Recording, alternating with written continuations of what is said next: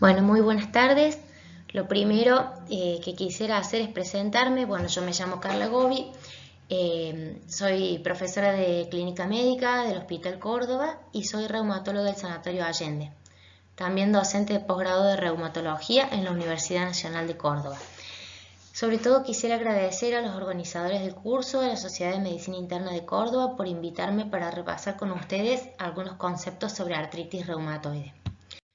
Los objetivos de estos minutos van a ser analizar brevemente los conceptos y la fisiopatogenia de la artritis reumatoide, reconocer las diferentes estrategias históricas de tratamiento e identificar los puntos claves que permitieron cambiar la historia en el tratamiento de la artritis reumatoide. Como sabemos, es una enfermedad sistémica. Si bien su manifestación más importante es articular, no debemos olvidarnos de que produce daños en casi todos los órganos y tejidos. La etiología aún se desconoce, se han realizado múltiples avances en la fisiopatogenia y el curso clínico es variable. Hay pacientes, la mayoría, donde tienen una enfermedad progresiva que comienza con algunas molestias en las articulaciones y esto se torna aditivo y aumenta la intensidad del dolor hasta que el paciente consulta. Otras personas tienen un comienzo abrupto de la enfermedad, que son la minoría, y finalmente la enfermedad puede transcurrir como un brote único o en múltiples brotes, o algunos tienen la actividad persistente de la enfermedad, que son los pacientes que nos cuestan. Bueno, la artritis es destructiva, se caracteriza por una infiltración de células del sistema inmune en la articulación y liberación de citoquinas proinflamatorias y factores de degradación con daño articular subsecuente. Sobre la izquierda ven una articulación normal, sobre la derecha ven una articulación con artritis reumatoide establecida. El objetivo que nosotros tenemos global es tratar de que ninguno de nuestros pacientes llegue a tener el daño anatómico que tiene la imagen de la derecha. Con respecto a la fisiopatogenia, bueno, nosotros hay una etapa preclínica y una etapa clínica. Nosotros nacemos con una determinada carga genética y se han identificado algunos genes que pueden predisponer a la artritis reumatoide, como son el epítope compartido del complejo mayor de histocompatibilidad y otros que ven en la figura, y hay factores ambientales, sobre todo se ha estudiado mucho la periodontitis con la Porphyromonas gingivalis, el microbioma oral, el microbioma bronquial y el microbioma intestinal y el tabaquismo. Estos factores pueden producir modificaciones epigenéticas, que son modificaciones químicas post-translacionales, lo cual nos va a llevar a una pérdida de la tolerancia en las células dendríticas, las células T, las B, los ganglios linfáticos. Se van a producir autoanticuerpos como el anticuerpo anticitrulina y el factor reumatoide. En esta etapa ya la sinovial se infiltra por células, aunque todavía es asintomático. Y finalmente se produce la transición a manifestaciones clínicas con artritis sintomática, con inflamación, dolor, rigidez y daño. Hay un artículo que salió publicado en el 2016 en el Lancet que repasa muy bien la fisiopatogenia de la artritis reumatoide. Acá vemos como un nivel digamos más simple, como del lado izquierdo tenemos una articulación normal y en el lado derecho tenemos una articulación que presenta una erosión donde el osteoclasto está trabajando. Hay fibroblastos, macrófagos, células dendríticas, células T, B, plasmáticas. Hay angiogénesis extensa, células mastocíticas y también hiperplasia de las células sinoviales. Si nos vamos a un nivel más profundo, a un nivel de biología celular, vemos como dentro del tejido sinovial tenemos la infiltración por múltiples células que nombramos recién, pero también quería que vieran que estas células tienen marcadores en la superficie y hay una red de citoquinas que estimulan estas células para promover la inflamación. Dentro de estas citoquinas hay muchas que ya son blanco terapéutico de agentes biológicos que se han desarrollado en los últimos 20 años. y ellas son la interleuquina 1, la interleuquina 6, el factor de necrosis tumoral, la interleuquina 12, 23, la 17, perdón, el CD20 y la coestimulación de linfocitos T. Todos ellos son blancos terapéuticos de biológicos. A un nivel aún más molecular, tenemos el interior de las células y vemos que en la superficie celular hay distintos receptores que desencadenan cascadas de señalización. Se ha trabajado sobre todos ellos, sin embargo tenemos fármacos que bloquean la cascada del JAK, que está sobre la derecha. Esta cascada, a través de las STAT, que son los segundos mensajeros, van a estimular la transcripción genética de factores que estimulan la inflamación, de interleuquinas. Entonces tenemos fármacos que bloquean los JAK, la cascada del JAK.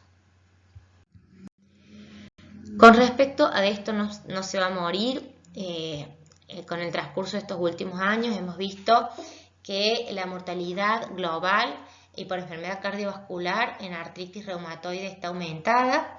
Hay un aumento de la mortalidad a partir del 10º año de enfermedad y esto se mantiene durante todo el desarrollo de la artritis.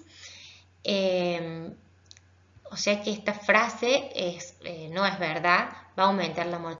En Argentina tenemos un estudio de frecuencia de mortalidad en pacientes con artritis reumatoide que se realizó en el IREP en Buenos Aires y ellos estudiaron a 300 pacientes y encontraron que estaban relacionados con la mortalidad, bueno, la edad, a mayor edad mayor mortalidad, a menor escolaridad mayor mortalidad, las complicaciones gastrointestinales y el uso de biológicos.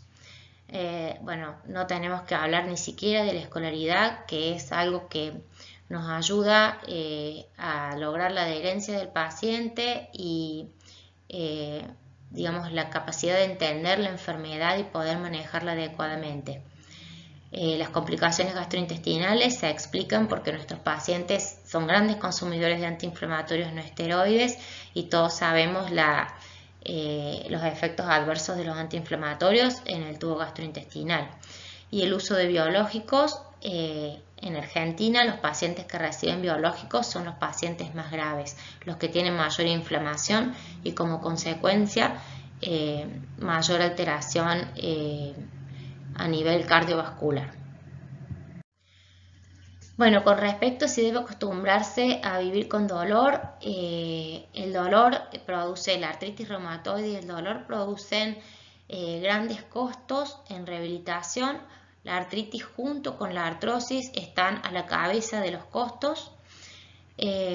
Además, eso es a nivel social, pero a nivel personal se producen déficits musculoesqueléticos, declinación de la función física, disminución de la calidad de vida, daño acumulado en comorbilidades y bueno, y a nivel familiar y social, como les decía recién, los costos médicos, la discapacidad laboral, la disminución de la participación social y la depresión que esto trae aparejado. O sea que la artritis reumatoide no es solo dolor, sino que altera la vida de la persona y de la familia y aumenta los gastos. Bueno, aún no tiene cura, pero hay muchos avances en el tratamiento de la artritis que han logrado cambiar la evolución de la enfermedad. Los objetivos del tratamiento son controlar la actividad, minimizar el daño y aumentar la sobrevida.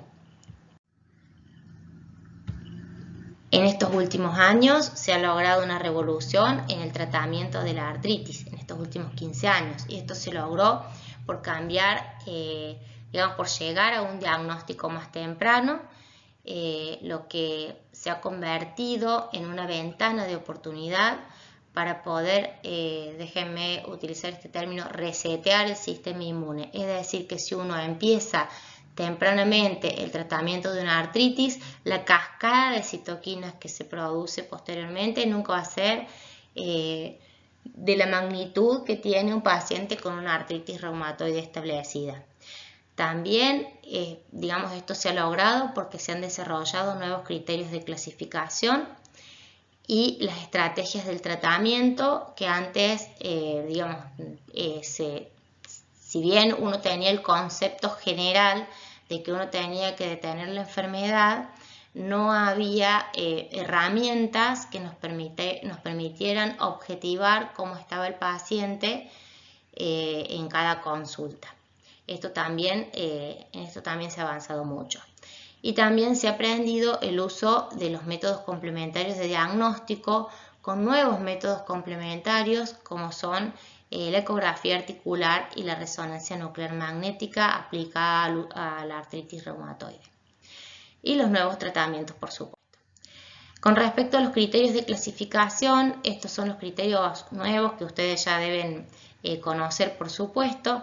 A diferencia de los anteriores, se agregó el anticuerpo anticitrulina y se agregaron los reactantes de fase aguda y la duración de los síntomas. Los criterios anteriores, que eran de 1987, tomaban en cuenta el compromiso, la cantidad de articulaciones comprometidas, pero también esperaban que hubieran erosiones radiológicas, lo cual nos permitía clasificar a los pacientes en una forma muy tardía. Estos nuevos criterios hacen que nosotros podamos pensar en tratar con inmunosupresores a un paciente en forma mucho más precoz. Las herramientas que se han desarrollado para lograr el tratamiento por objetivos son el DAS28, eritro, proteína C reactiva, el SDAI, el CDAI, y también hemos definido la remisión por criterios ACR-EULAR, que esto se llama remisión booleana.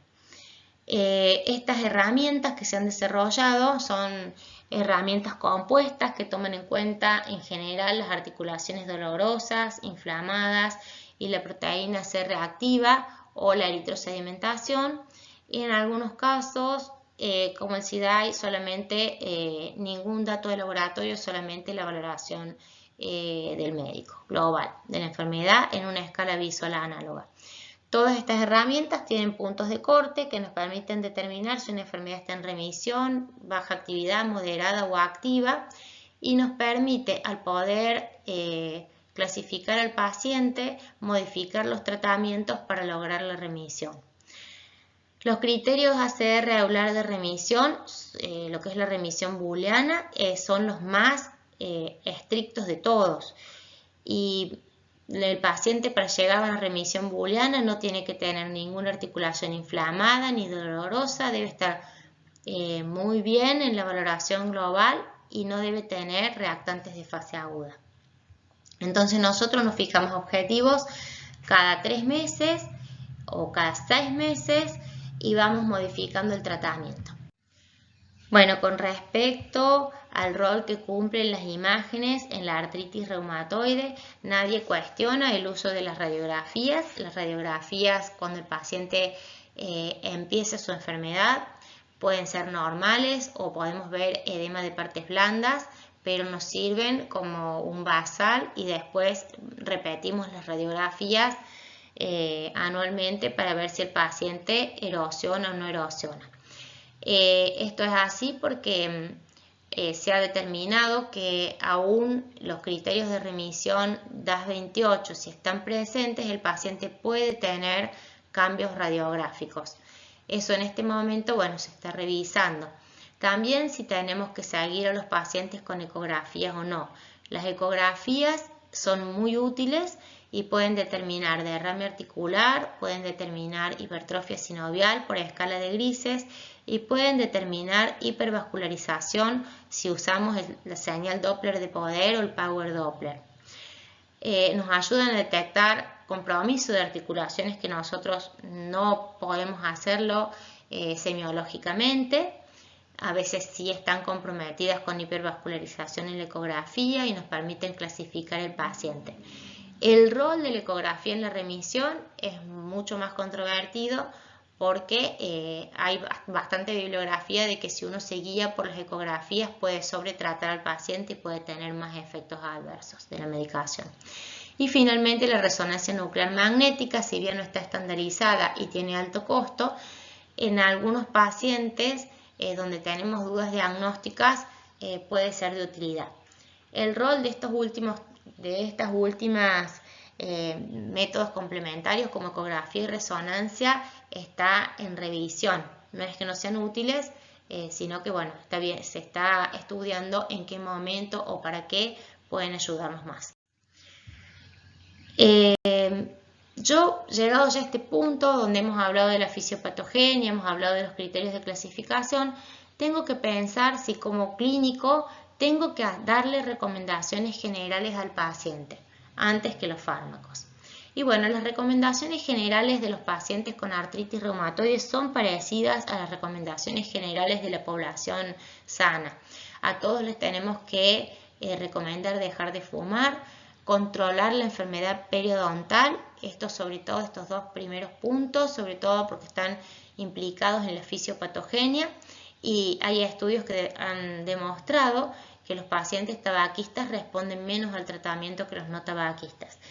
Y la obesidad, por supuesto, por el daño articular, por la inflamación que produce, y a todos debemos recomendarles un régimen adecuado de reposo y actividad, pero un buen nivel de actividad física para tener una buena masa muscular y tener un paciente independiente que pueda moverse. La historia del tratamiento de la artritis, ustedes a lo mejor han escuchado hablar de la pirámide terapéutica que se usó en los años 70 y 80, donde a todos los pacientes se les daban antiinflamatorios, especialmente aspirina.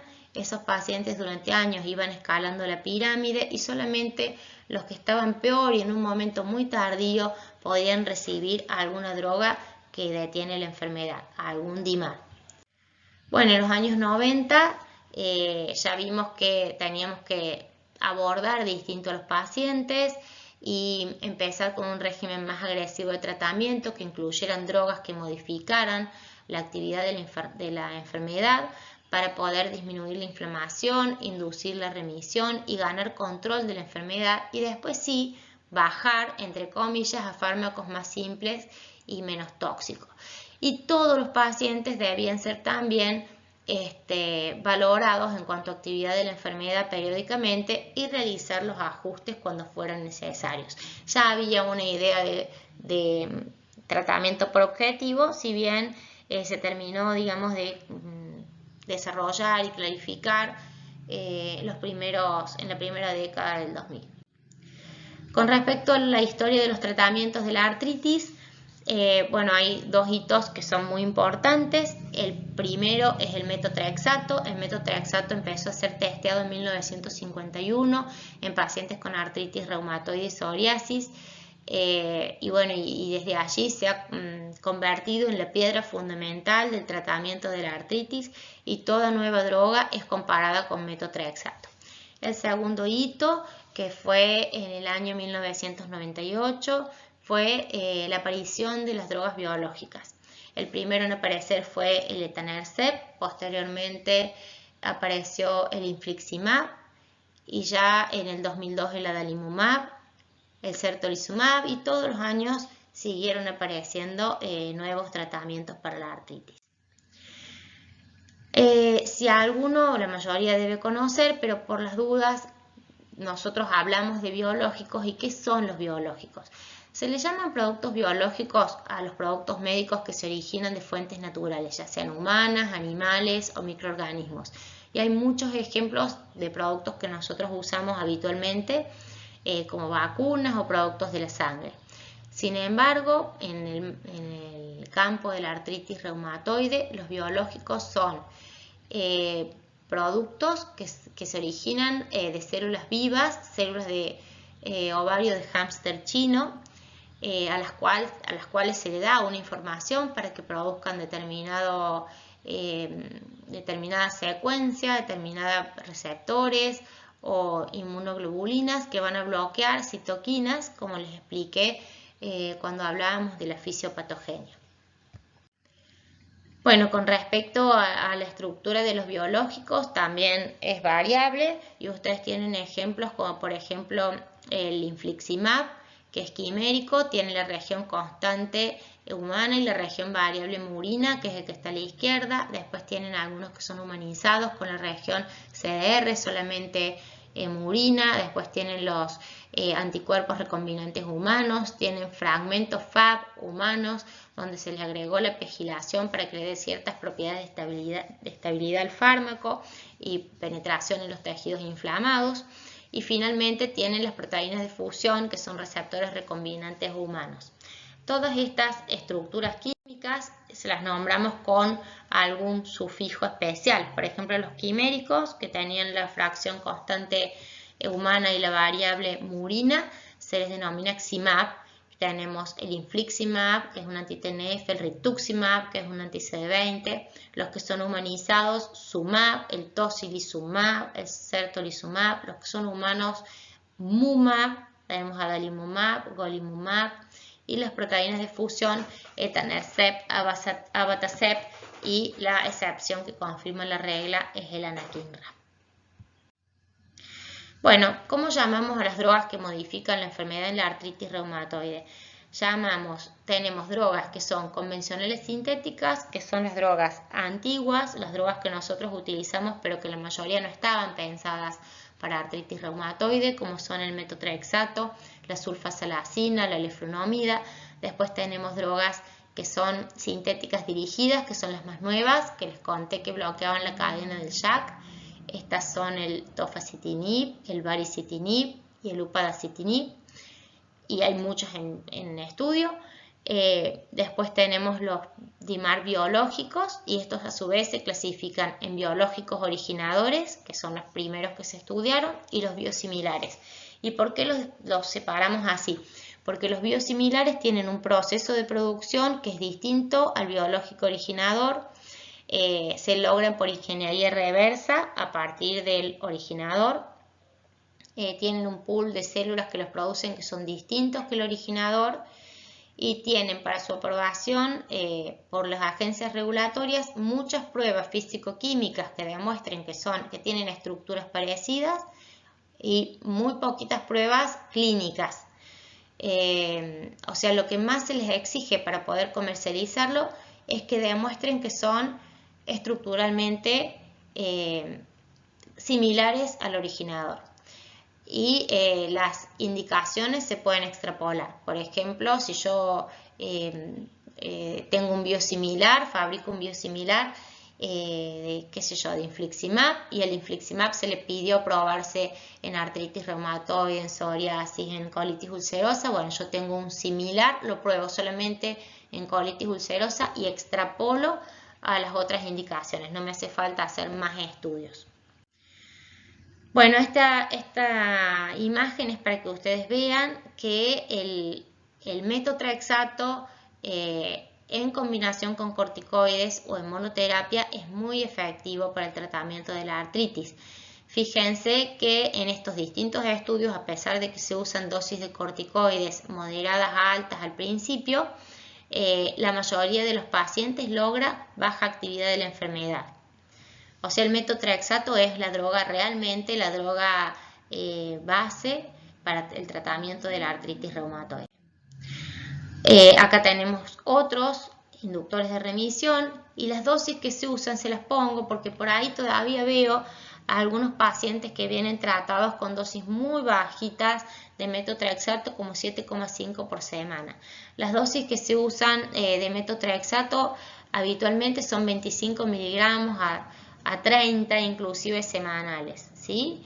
De la sulfasalazina, que es una muy buena droga, pero tiene el inconveniente de que el comprimido es de 500 miligramos y la dosis usual es de 3 gramos. O sea que necesitamos 6 comprimidos diarios para tener una buena acción. Y eso en general no es tolerado durante mucho tiempo. Leflunomide, 20 miligramos por día, es bastante cómoda. Yo creo que se ha transformado en la droga de elección cuando el paciente no tolera metotrexato o es alérgico al metotrexato. Y la hidroxicloroquina, si bien es una droga inductora de remisión, no detiene las erosiones, por eso nunca podemos tratar a un paciente con hidroxicloroquina solamente. Los biológicos, de los cuales ya nos hemos explayado. Los anti-TNF son 5, adalimumab, certolizumab, etanercept, golimumab e infliximab. Los inhibidores JAK, en este artículo que fue publicado en el 2016 solo estaba el tofacitinib, pero les expliqué que había otros ya en el mercado, y además tenemos otra presentación de tofacitinib que son 11 miligramos en una sola dosis. Bueno, para explicar el manejo actual de los pacientes con artritis reumatoide, yo tomé las guías, las recomendaciones de EULAR, que es la agencia, digamos, la Sociedad Europea de Lucha contra el Reumatismo, y ellos publicaron unas guías en el 2016 y hicieron algunas modificaciones ahora en enero del 2019.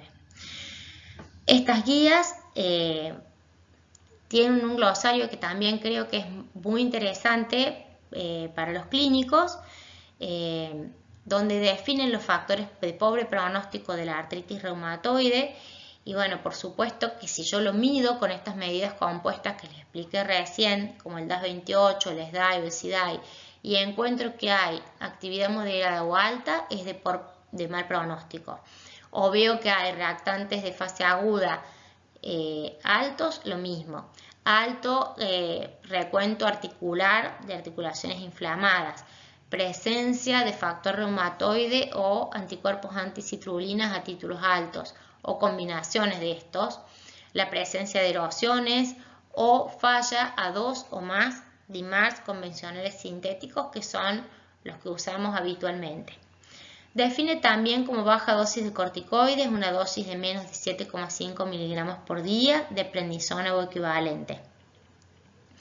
Creo que estos son los tópicos más importantes. Bueno, y da un algoritmo de tratamiento para la artritis sugerido. Dice que cuando nosotros diagnosticamos artritis reumatoide clínicamente, si no tenemos contraindicación para metotrexato, tenemos que comenzar con metotrexato. Y a esto lo combinamos con corticoides por poco tiempo, un pulso corto. En cambio, si nosotros tenemos contraindicación para el metotrexato, entonces nos recomienda comenzar con leflunomide o sulfasalacina, siempre combinado con corticoides, que los corticoides han demostrado que mejoran, que disminuyen las erosiones y que son también un fármaco inductor de remisión.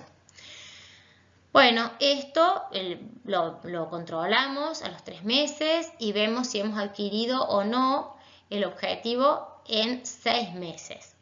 Si hemos adquirido el objetivo, entonces el paciente continúa con ese tratamiento y si mantiene su remisión por 1 año aproximadamente, entonces planteamos reducción de la dosis.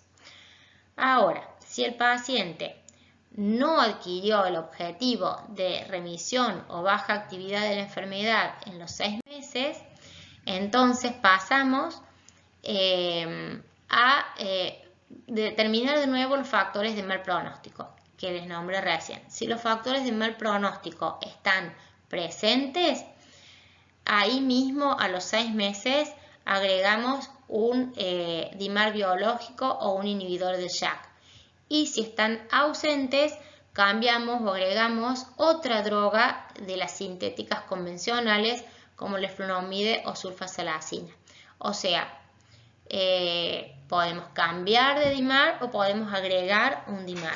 Nosotros, en general, agregamos, si el paciente tiene, no responde a metotrexato, agregamos DIMAR. Casi nunca cambiamos, pero bueno, es una opción válida.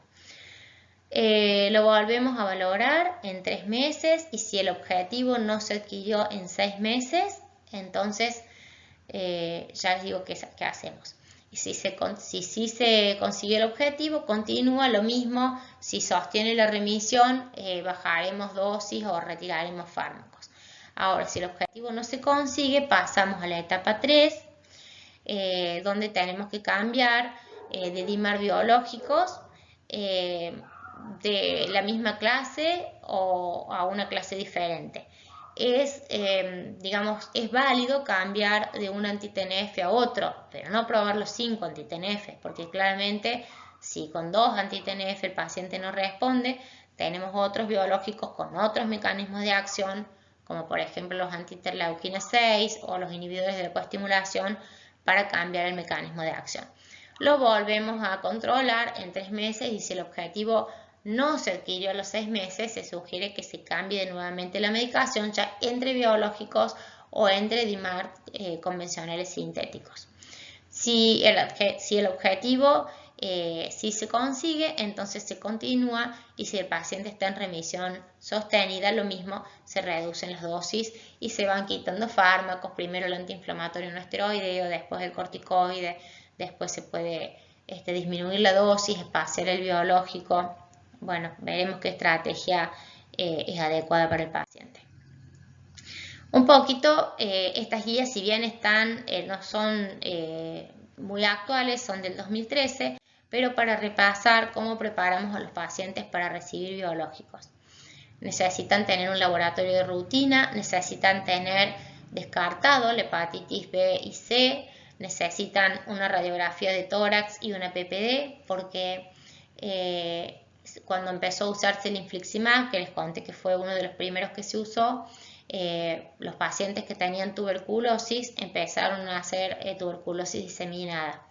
Esto se corrigió haciendo el screening de tuberculosis antes de comenzar el biológico y si tienen una PPD mayor de 5 se les da un tratamiento de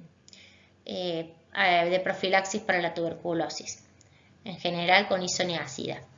Se les realiza la evaluación cardiológica porque no pueden recibir anti-TNF si tienen insuficiencia cardíaca grado 3. Se evalúan los signos y síntomas de infecciones oportunistas además de la TBC. Se les realiza una evaluación neurológica y se sugiere el HIV sobre todo y el test de embarazo. ¿Quiénes reciben biológicos en Argentina? Los pacientes que tienen artritis reumatoide activa, que no han respondido en un tiempo adecuado a las drogas modificadoras de enfermedad.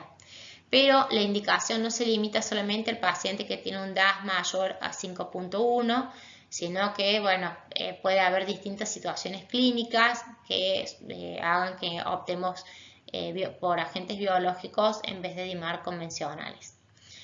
Deben ser consideradas drogas de primera elección únicamente en los pacientes que tienen contraindicación formal para otras drogas modificadoras de enfermedad. Los anti-TNF en general se agregan a los DIMARD preexistentes, recordando que la combinación de los biológicos con metotrexato aumenta la eficacia terapéutica.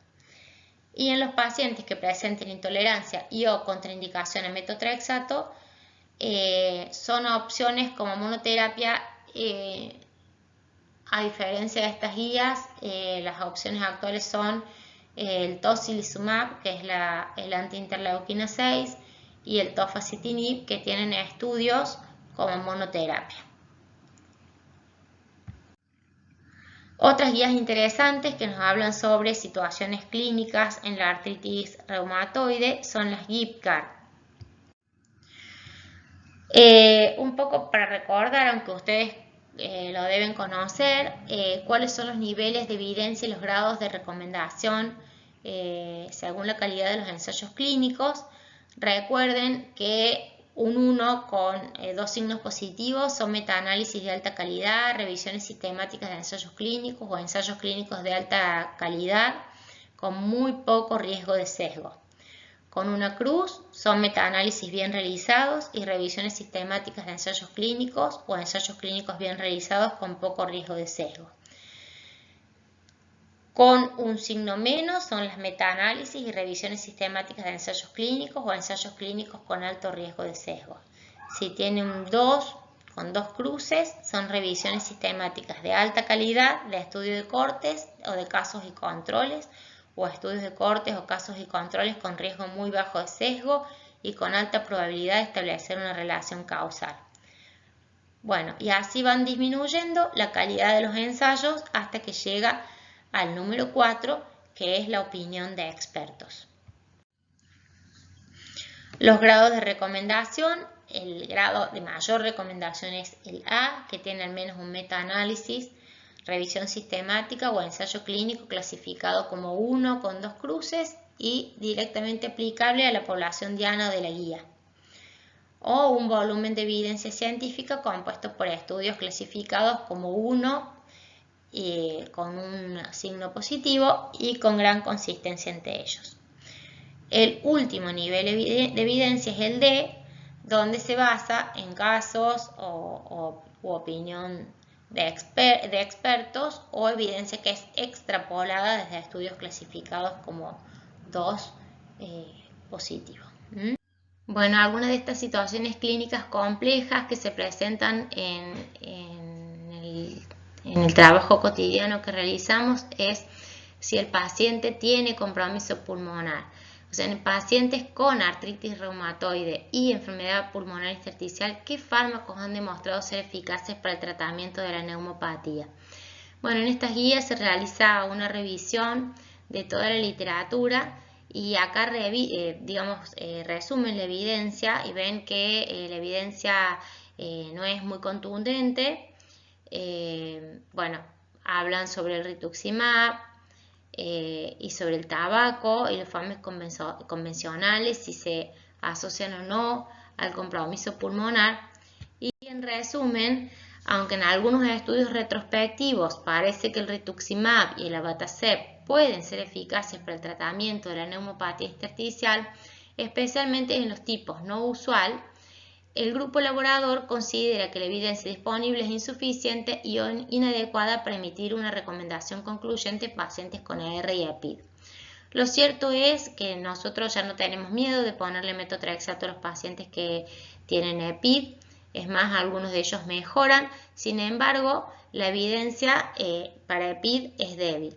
Hay algunos registros de pacientes con EPID con distintas enfermedades que han demostrado que se puede utilizar el micofenolato, la ciclofosfamida, la ciclosporina A. Y bueno, y dentro de los biológicos, si bien los que están más en boga son el rituximab y el abatacept para el tratamiento de las EPID por estos estudios, aunque son de baja calidad, el tofacitinib también se podría utilizar, o los inhibidores del JAK. Bueno, ¿qué hacer si el paciente tuvo una infección grave? ¿Quién no ha tenido un paciente que estaba tratado con anti-TNF y hace una neumonía y va a parar a la terapia y de la terapia al piso y nos quedamos con el paciente y qué hacemos si le ponemos o no el anti-TNF? Esto ha sido, digamos, una duda muy importante que nos daba un poco de inseguridad cuando empezamos con el tratamiento de los biológicos, si le poníamos o no de nuevo el biológico, si es seguro reiniciar el tratamiento. Bueno, con respecto al resumen de la evidencia, los fármacos anti-TNF, tras haber pasado un evento de infección seria, obtienen una tasa más baja de infección seria posterior comparado con un FAMI no biológico. Lo mismo, la evidencia es baja. Y tras una infección hospitalaria en pacientes con AR que estaban en tratamiento con anti-TNF, la mayoría de los pacientes continuaba con el anti-TNF, el mismo, y tan solo una minoría cambiaban de fármacos. Lo mismo, la evidencia es baja. Y los pacientes que no recibieron ningún medicamento biológico tras la primera infección seria tuvieron una tasa de incidencia de infección posterior alta. Lo mismo con una evidencia baja, sin embargo, bueno, hay descritas series. Entonces, en los pacientes recomiendan, con un grado de recomendación D, que en los pacientes con artritis reumatoide que han sufrido una infección grave durante el tratamiento biológico, el uso de abatacept. Si se prefiere utilizar un anti-TNF, se recomienda etanercept. Otra situación que muchas veces nos complejiza el tratamiento de los pacientes es el cáncer. Entonces, la pregunta es, en pacientes con artritis reumatoide y antecedentes de cáncer, ¿cuál es el tratamiento biológico más seguro? Acá sí hay un poco más de evidencia y bueno, y se conoce que no hay diferencias en el riesgo relativo de recaídas entre los pacientes con antecedentes de cáncer de mama que reciben anti-TNF comparados con los que no lo recibieron. O la utilización de los anti-TNF en pacientes con artritis reumatoide y cáncer de cabeza y cuello no se asociaron a un aumento de riesgo de recurrencia o muerte relacionados con su uso. Y en un seguimiento medio de 5 años de pacientes con artritis y malignidad previa, no hubo diferencias en la incidencia de malignidad al comparar anti-TNF, rituximab y otrodimab. Y no hay datos que permitan definir la influencia de cada fármaco en particular en la reincidencia del cáncer. Entonces, la recomendación, que es grado C para los pacientes con cáncer, es que pacientes con artritis reumatoide y cáncer a los que se les vaya a iniciar tratamiento biológico, se recomienda una valoración individualizada y consensuada con el paciente, oncólogo y otros especialistas implicados. No hay evidencia para recomendar un tratamiento biológico específico sobre otro. Sin embargo, tenemos que pensar que hay ocasiones en las cuales, y esto me ha pasado a mí cuando había mucha inseguridad sobre tratar uno de los pacientes con cáncer, pacientes con AR que estaban bien con etanercept, desarrollan el cáncer de colon, le sacamos el biológico, hace la quimioterapia, mientras está en quimioterapia anda bien, cuando termina la quimioterapia empieza a recaer la artritis, altas dosis de corticoide, hablamos con el oncólogo y el oncólogo sugirió que el paciente debía recibir los anti-TNF porque en este momento la calidad de vida estaba dependiendo de la artritis y no del cáncer. Sin embargo, el paciente fue muy reticente por otras opiniones que recibió a recibir nuevamente los anti-TNF. Usó 2 años o más, altas dosis de corticoides, tuvo una recidiva del cáncer, tuvo aplastamientos vertebrales múltiples, una calidad de vida que terminó postrada por no usar el anti-TNF por miedo a la recaída. La recaída lo tuvo lo mismo y todos los años lo vivió súper mal. Por eso, hablar mucho con el paciente en estas situaciones especiales es una decisión que es mejor tomar en equipo y es mejor tomar con el consenso del paciente. Como conclusión, la ciencia avanza vertiginosamente, nosotros tenemos drogas maravillosas para tratar a nuestros pacientes y tenemos herramientas que antes no teníamos para conocer cuándo los pacientes necesitan cambiar de tratamiento o en qué momento se puede usar una droga u otra. Hay mucha bibliografía disponible y es indispensable seleccionar adecuadamente el paciente y el momento oportuno para poder utilizarlas, para maximizar los beneficios, para reducir los costos y para evitar eventos adversos. Yo me voy a quedar atenta a sus comentarios, a sus preguntas, inclusive si quieren que repasemos aspectos más básicos de la artritis reumatoide, como los compromisos de órganos y sistemas, lo mismo podemos elaborar otra clase y subirla. Muchas gracias por su atención.